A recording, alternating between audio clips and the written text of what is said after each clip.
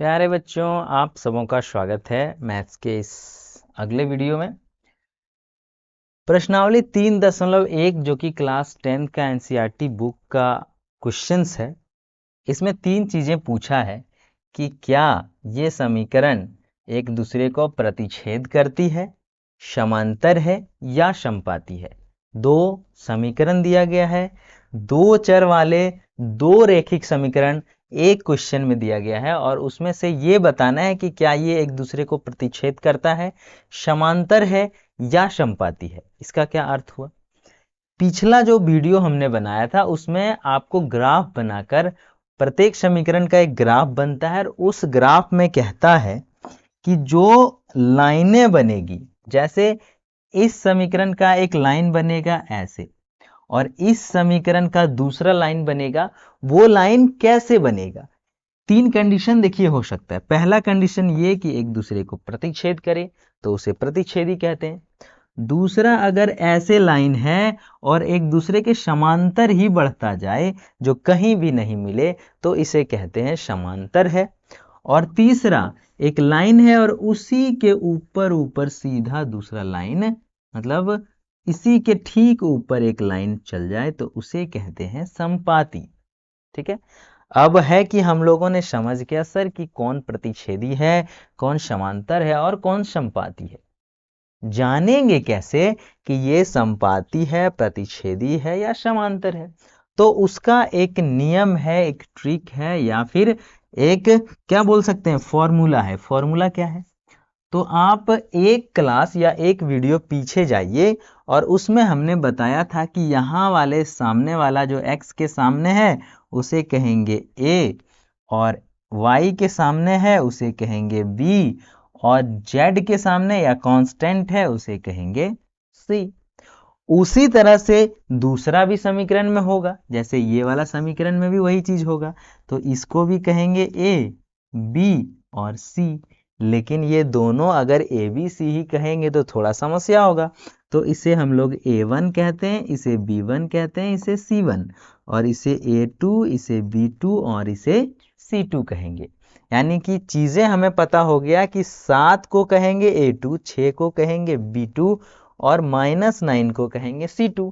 अगर ये आपस में अगर तीनों बराबर रहा, बट्टे कर देंगे ऐसे करके, अगर ये तीनों बराबर का बराबर रहा तो क्या कहेंगे हम लोग? ये कहेंगे समपाती। ठीक है, इसे क्या कहेंगे? समपाती। तो फिर समांतर किसे कहेंगे? तो अगर ऐसे ही कंडीशन में a1 a2 बराबर रहा b1 b2 के, लेकिन बराबर नहीं रहा c1 c2 के, तो इसे कह देंगे सर कि ये जो है वो दोनों समीकरण एक दूसरे के समांतर है। अब प्रतिच्छेदी कौन सा है? तो अगर हम लोग लिखते हैं ऐसे ही a1 बटे a2 और बराबर b1 बटे b2 नहीं है, मतलब यही दोनों बराबर नहीं है, तीसरा का क्या जरूरत। अगर यही दोनों बराबर नहीं है तो एक दूसरे को क्या करते हैं? प्रतिच्छेद करते हैं, तो ये लाइनें प्रतिच्छेदी लाइनें होगी।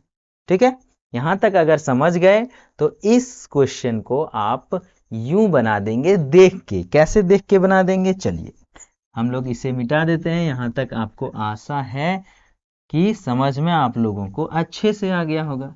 ठीक है, अच्छे से अगर आ गया होगा तो आइए हम लोग a1 a2 b1 b2 c1 c2 निकालते हैं। देखिए a1 कितना है? तो a1 पहले वाले क्वेश्चन की बात करें तो 5 है। कितना है? 5 है। ठीक है, वहीं पे a2 की बात करें तो 7 है। ठीक है, b1 की बात करें तो -4 है, और b2 की बात करें तो 6 है।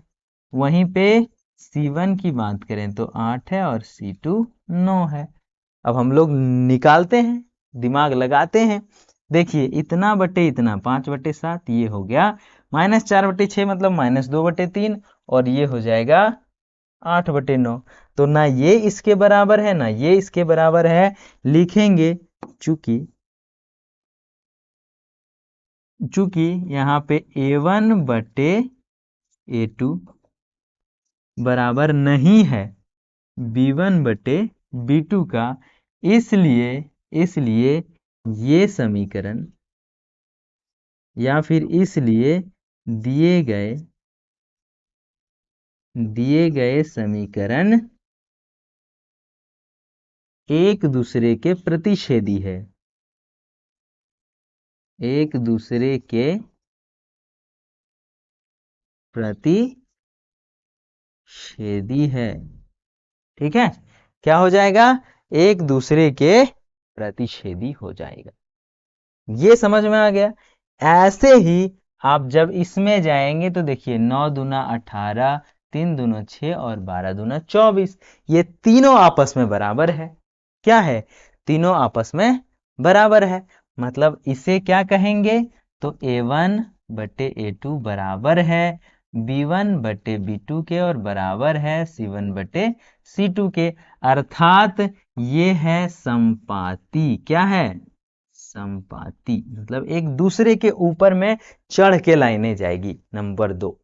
ठीक है, देख लीजिए, जब बराबर हो जाए तो संपाती। अभी हमने कुछ सेकंड पहले बताया। यहाँ पे देखिए 2 तिहाई 6 माइनस 1 तिहाई माइनस 3 और 9 दूनी 18 होना चाहिए, नहीं है। मतलब यहाँ पर कंडीशन कौन सा आ रहा है? थोड़ा कलर चेंज कर देते हैं तो आप लोगों को थोड़ा ज्यादा मजा आएगा। यहाँ पे जो कंडीशन है वो क्या है? तो यहाँ पे कंडीशन है a1 बटे a2 बराबर है b1 बटे b2 के और बराबर नहीं है c1 बटे c2 के। तो ये क्या हो जाएगा? ये हो जाएगा समांतर। क्या हो जाएगा? समांतर रेखाएं। ठीक है, यानी कि ये जो समीकरण है वो समांतर है। ठीक है, क्या है? सीधा लिख देंगे हम लोग कि समांतर है। ठीक है, समांतर है, समांतर है।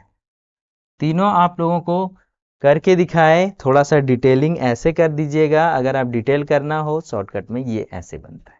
ठीक है, मिलेंगे नेक्स्ट वीडियो में। इसका 2 नंबर हमने बताया, प्रश्नावली 3.1 का।